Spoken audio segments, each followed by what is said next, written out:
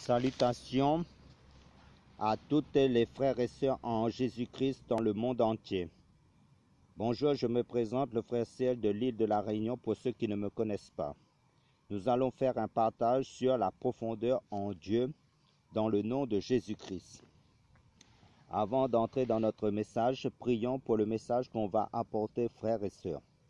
Seigneur Jésus-Christ, nous te remettons ce temps, que vraiment tu nous éclaires, que tu nous guides.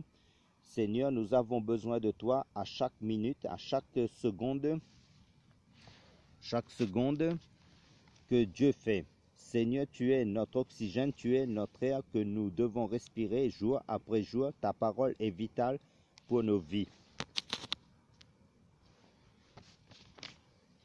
C'est elle qui opère la transformation, le changement des cœurs, les conversions, les guérisons. Ta parole est puissante et Seigneur, rien ne peut s'opposer à ta parole.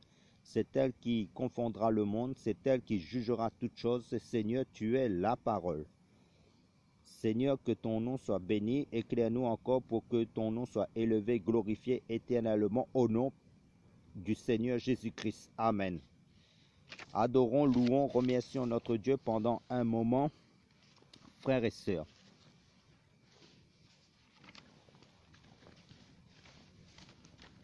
Dieu est grand en tout temps, il a mis ce chant de louange en moi. Dieu est grand en tout temps, à travers la nuit sa lumière jaillit. Dieu est grand en tout temps, Dieu est grand en tout temps, il a mis ce chant de louange en moi. Dieu est grand en tout temps, à travers la nuit sa lumière jaillit. Dieu est grand en tout temps. C'est le moment que le Seigneur a fait, qu'elle soit pour nous un sujet de joie, C'est le moment que le Seigneur a fait, qu'elle soit pour nous un sujet de joie. C'est le moment que le Seigneur a fait. Quand je regarde ta sainteté et quand je contemple ta beauté, les choses qui m'entourent ne valent plus rien pour moi. Je découvre la joie de te chanter, de déposer ma vie à tes pieds. Il n'y a que toi qui importe pour moi. Je veux t'adorer, oui t'adorer. Ma raison de vivre, c'est de t'adorer. Je veux t'adorer, oui t'adorer. Ma raison de vivre, c'est de t'adorer. C'est la raison pour laquelle je vis. C'est la raison pour laquelle je vis. C'est la raison pour laquelle je vis, pour t'adorer, mon Dieu. Je veux t'adorer, oui t'adorer. Ma raison de vivre, c'est de t'adorer. C'est la raison pour laquelle je vis. C'est la raison pour laquelle je vis. C'est la raison pour laquelle je vis, pour t'adorer, mon Dieu. Reçois l'adoration, tu es le roi de gloire, notre victoire Digne es-tu, Seigneur, Emmanuel, reçois l'adoration. Tu es le roi de gloire, notre victoire. Digne es-tu, Seigneur, Emmanuel, Dieu de lumière élevé dans les cieux, rempli de grâce et de paix, environné de louanges et de feu, gardien de l'éternité. Pourquoi quitter ce palais de bonheur pour un sentier de misère? Par quel amour le chemin de ton cœur a su trouver nos prières? Reçois l'adoration. Tu es le roi de gloire, notre victoire. Digne es-tu, Seigneur, Emmanuel, Emmanuel, Emmanuel.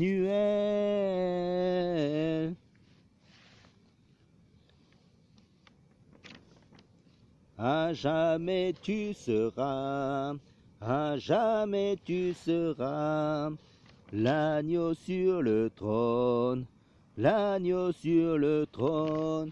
Je fléchis les genoux, je fléchis les genoux, pour t'adorer toi seul. À jamais tu seras, à jamais tu seras, l'agneau sur le trône, l'agneau sur le trône. Je fléchis les genoux, je fléchis les genoux, pour t'adorer toi seul. Je veux te dire que je t'aime, mon Seigneur, mon Jésus, dans ton amour suprême, tu as pourvu pour mon salut. Je suis libre, je veux te louer, de tout mon cœur t'adorer. C'est mon désir de me prosterner devant celui qui m'a sauvé. Je donne gloire, gloire, gloire à l'agneau. Je donne gloire, gloire, gloire à l'agneau. Je veux te dire que je t'aime, mon Seigneur, mon Jésus, dans ton amour suprême, tu as pourvu pour mon salut. Je suis libre, je veux te louer, de tout mon cœur t'adorer. C'est mon désir de me prosterner devant celui qui m'a sauvé. Je donne gloire, gloire, gloire à l'agneau.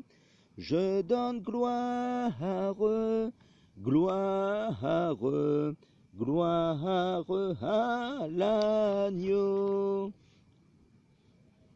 Célébrez, Jésus célébré, célébrez, Jésus célébré, célébrez, Jésus célébré, célébrez, Jésus célébré. Il est vivant, il est vivant, et il règne à jamais. Il est vivant, il est vivant. Venez le célébrer, la résurrection du Seigneur. Célébrez, Jésus célébré, célébrez, Jésus célébré. Il est vivant, il est vivant, et il règne à jamais. Il est vivant, il est vivant. Venez le célébrer, la résurrection du Seigneur. Merci d'un cœur reconnaissant. Merci au Seigneur Tout-Puissant. Merci, car tu as donné Jésus-Christ, ton Fils. Merci d'un cœur reconnaissant. Merci au Seigneur Tout-Puissant. Merci, car tu as donné Jésus-Christ, ton Fils. Maintenant que le faible dit je suis fort, que le pauvre dit je suis riche, Dieu a fait de grandes choses pour nous. Merci.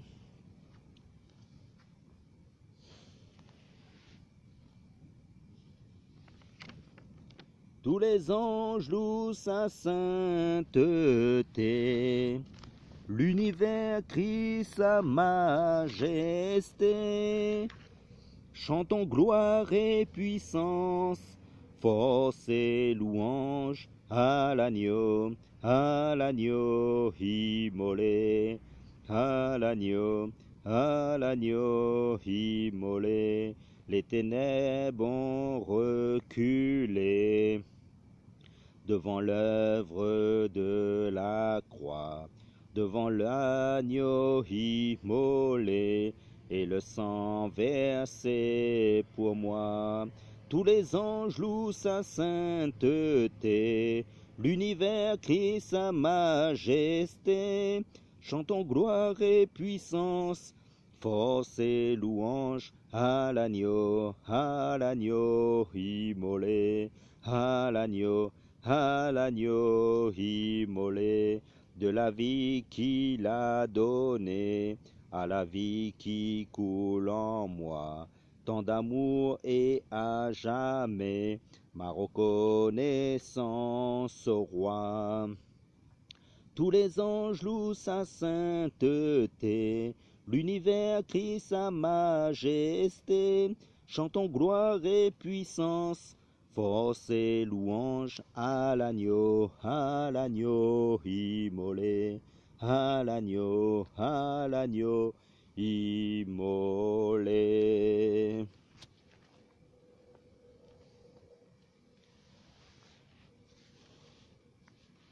Comme nous l'avons dit, nous allons partager le message sur la profondeur avec Dieu en Jésus-Christ. Prenons le livre de 1 Roi, chapitre 17, verset 1. Le livre de 1 Roi, chapitre 17, verset 1. Vous avez trouvé, frères et sœurs, nous faisons la lecture. Nous déclare, alors Élie le Tishbite, l'un des habitants de Galaad, dit à Achab, Yahweh, le Dieu d'Israël, en la présence duquel je me tiens, est vivant. Il n'y aura ces années-ci ni rosée ni pluie, sauf à la parole de ma bouche. Amen. À l'origine, au début, quand Dieu a créé Adam et Ève, c'était pour être dans sa présence, dans sa gloire, dans la profondeur avec Dieu. Mais Adam a perdu tout cela à cause de la désobéissance. Dans l'ancienne alliance, le peuple d'Israël était le choix de Dieu. Dieu choisissait quelques personnes pour être dans sa présence, comme les prophètes, comme Élie, le prophète. Donc, Élie, avant de se tenir devant le roi Achab et devant les faux prophètes de Baal, pour les confondre, Élie se tenait d'abord devant Dieu, dans la présence de Dieu, dans la profondeur avec Dieu, pour s'enraciner en Dieu dans la prière, car Dieu travaille dans sa parole de vérité, dans sa volonté, pour qu'Élie fasse ce que Dieu attendait de lui. Tandis que pour notre génération, depuis l'œuvre de la croix de Jésus-Christ, Dieu a rétabli sa présence par son Saint-Esprit dans les membres du corps de Christ, d'après Galates chapitre 4, verset 6. Parce que vous êtes fils, Dieu a envoyé dans nos cœurs l'Esprit de son Fils, lequel crie Abba Père. Amen. La Bible nous dit, croyez-vous que l'Écriture parle en vain? C'est avec jalousie que Dieu chérit l'Esprit qu'il a fait habiter en nous, d'après le livre de Jacques, chapitre 4, verset 5. Les Écritures nous disent aussi Nous tous qui, le visage découvert, contemplons comme dans un miroir la gloire du Seigneur, nous sommes transformés en la même image de gloire en gloire, comme par le Seigneur l'Esprit, d'après le livre de 2 Corinthiens chapitre 3, verset 18. Et Dieu a voulu faire connaître quelle est la glorieuse richesse de ce mystère parmi les païens, savoir Christ en vous, l'espérance de la gloire, cité dans le livre de Colossiens chapitre 1, verset 27. Automatiquement, la présence de Dieu en nous, qui est l'Esprit de Jésus, nous amène de plus en plus dans la profondeur de Dieu, dans la profondeur de la parole de Dieu, car Dieu est la parole. Dans la prière, dans l'adoration, dans le partage de sa vérité éternelle. Or, nous n'avons pas reçu l'esprit de ce monde, mais l'esprit qui vient de Dieu, afin que nous connaissions les choses qui nous ont été données de Dieu, nous dit le livre de 1 Corinthiens chapitre 2, verset 12. C'est ça la profondeur de Dieu. Aussi, d'après 1 Corinthiens chapitre 2, verset 10, car l'esprit sonde toutes choses, même les choses profondes de Dieu.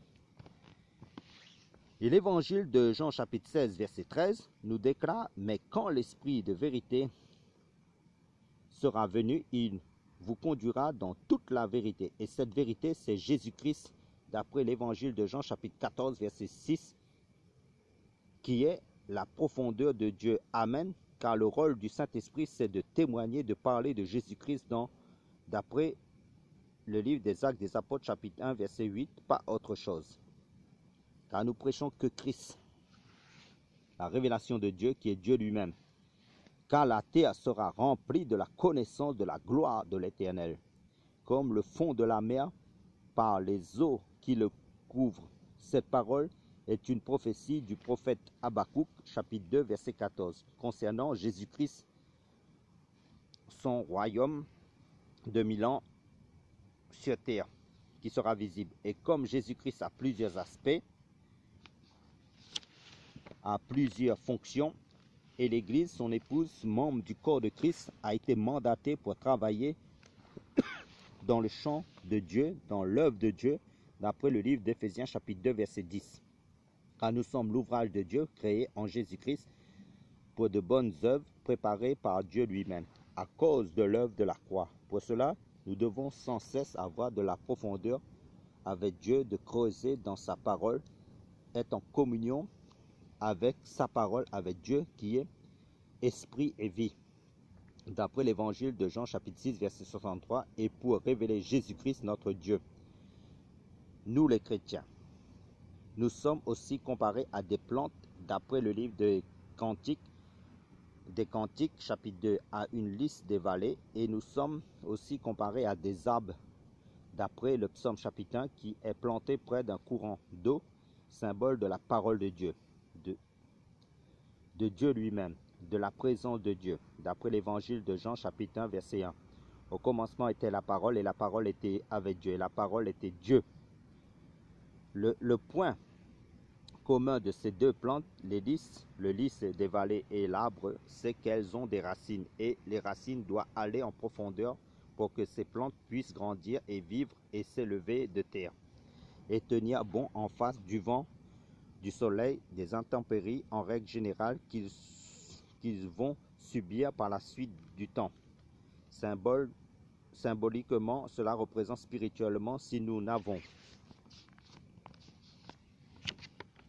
pas une vie de prière constante, une vie de méditation constante en profondeur avec la parole de Dieu et le Saint-Esprit de plus en plus en profondeur, en communion avec le Seigneur, pour être rempli en permanence de Dieu, de l'Esprit, de la parole de Dieu, pour exécuter sa parole, pour être obéissant. Si nous nous relâchons, négligeons cela, nous n'allons pas tenir jusqu'à la fin dans notre marche spirituelle, dans tous les combats que nous connaîtrons par la suite dans l'avenir, en face des religieux, des contradicteurs, des ruses de l'ennemi, des épreuves. Nous devons toujours nous enraciner dans les choses d'en haut, d'après Colossiens chapitre 3, dans notre intimité avec le Seigneur, car nous n'avons pas autre chose en haut que Jésus-Christ seul, notre référence dans le ciel. Car à part, en dehors de Jésus-Christ, tout est que vain, tout est que mensonge, car c'est Jésus-Christ seul qui est la vérité, d'après l'évangile de Jean chapitre 14, verset 6. Et en même temps, Dieu doit aussi nous forger, nous tailler au fur et à mesure dans notre évolution spirituelle, c'est-à-dire Dieu doit travailler notre caractère charnel pour avoir le caractère de Christ. L'évangile de Jean chapitre 12 verset 24 nous dit que si le grain de blé qui est tombé en terre ne meurt, il reste seul, mais s'il meurt, il porte beaucoup de fruits. Tout d'abord, cette prophétie fait référence à Christ qui allait mourir pour le salut des âmes, pour être sauvé. Cette prophétie-ci symbolise, fait référence aussi à chaque chrétien engagé en Christ. Pourquoi? Parce que Dieu nous demandera compte à la fin de notre vie, d'après Romains chapitre 12, chacun rendra compte pour lui-même. Faisons le bilan de ce que nous avons fait jusqu'à présent pour Dieu, depuis notre conversion et ce qui reste encore à faire durant le nombre de temps, d'années qui nous reste encore à vivre sur cette terre. Chacun de nous a la réponse dans son cœur, car il reste encore beaucoup à faire sur le plan spirituel pour l'œuvre de Dieu. Car la profondeur avec Dieu, c'est aussi la mort à soi-même.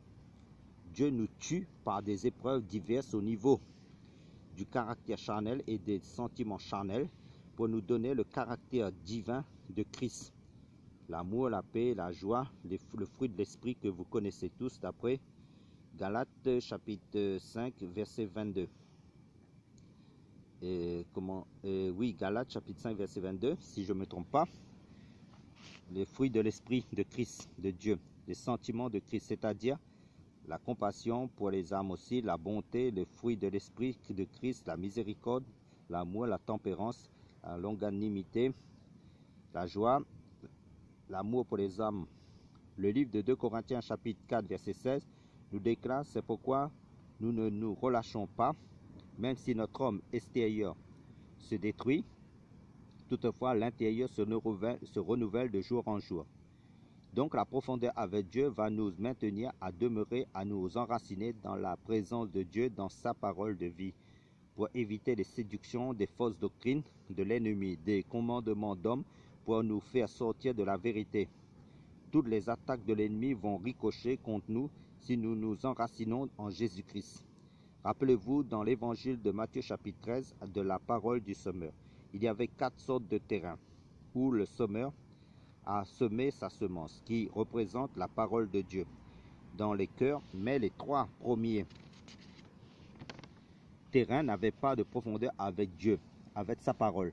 Et c'est seulement la 4e sorte de terrain, de terre, qui avait de la profondeur avec Dieu, où les racines de la semence de la parole de Dieu est partie en profondeur de plus en plus en Dieu et a produit du fruit avec abondance pour l'œuvre de Dieu, pour l'avancement du royaume de Dieu. Donc la parole de Dieu doit être ancrée en profondeur en nous de plus en plus et être gardée dans nos cœurs et pour être pratiquée. Rappelez-vous, Dieu a mis 30 ans et demi pour former son fils Jésus-Christ, homme, pour 3 ans, 30 ans, et pour 3 ans et demi de ministère public. Dieu a pris aussi 40 ans pour former Moïse, pour ensuite affronter Pharaon, et pour 40 ans de service. Si quelqu'un n'a pas de profondeur avec Dieu, il ne pourra pas tenir longtemps dans sa marche chrétienne, spirituelle. La personne va mourir spirituellement contre les séductions du monde, contre les attaques de toutes sortes, contre l'oppression de l'ennemi.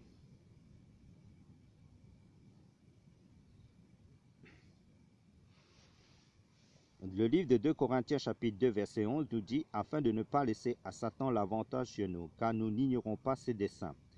Donc malgré les combats, Jésus nous interpellera toujours de marcher, d'avancer dans les eaux profondes de sa parole de vie, dans la prière avec lui. Prenons le livre d'Ézéchiel chapitre 47 versets 2 à 5. Nous dit, le livre d'Ézéchiel chapitre 47 verset 2 à 5 nous dit: puis il me fit sortir par le chemin de la porte nord et me fit faire le tour par dehors jusqu'à la porte extérieure du côté de l'Orient, et voici les eaux coulaient du côté droit. Quand cet homme s'avança vers l'Orient, il avait dans sa main un cordeau et il mesura 1000 coudées. Puis il me fit traverser ces eaux-là et j'avais de l'eau jusqu'aux chevilles. Puis il mesura 1000 autres coudées et me fit traverser les eaux. J'avais de l'eau jusqu'aux genoux, puis il me mesura 1000 autres coudées et me fit traverser, et j'avais de l'eau jusqu'aux reins. Il mesura 1000 coudées, 1000 autres coudées, mais ces eaux-là étaient déjà un torrent que je ne pouvais traverser, car ces eaux-là étaient si profondes qu'il fallait y traverser à la nage. C'était un torrent que l'on ne pouvait traverser. Amen. Ces eaux, sur le plan spirituel, c'est le symbole de Jésus-Christ qui est l'eau de la vie. Dieu nous dit toujours de demeurer et d'avancer en profondeur en Jésus-Christ, dans sa vérité, qui est Jésus-Christ, pour de mieux en mieux le connaître et de nous enraciner en lui, de nous attacher à Jésus-Christ, à sa parole de vérité.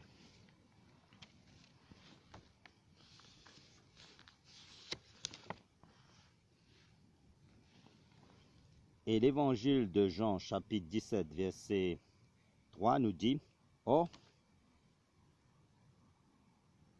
la vie éternelle, c'est qu'ils te connaissent, toi, le seul vrai Dieu, et celui que tu as envoyé, Jésus-Christ. » Et l'apôtre Paul nous dit, « Je regarde toute chose comme une perte à cause de l'excellence de la connaissance de Jésus-Christ, mon Seigneur, pour lequel j'ai renoncé à tout. Et je les regarde comme de la boue afin de gagner Christ. » D'après le livre de Philippiens, chapitre 3, verset 8.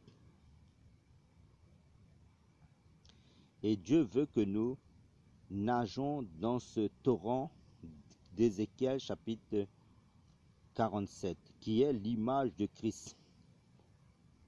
Prenons Éphésiens, chapitre 3, verset 16 à 19. Vous allez comprendre.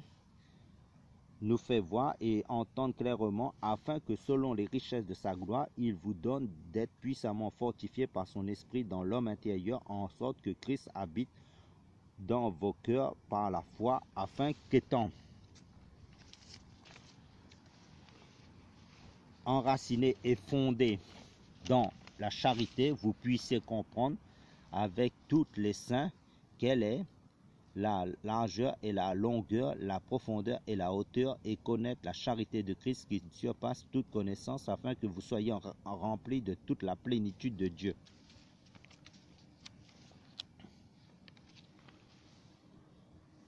Amen. Donc la profondeur avec Dieu nous amène à la plénitude.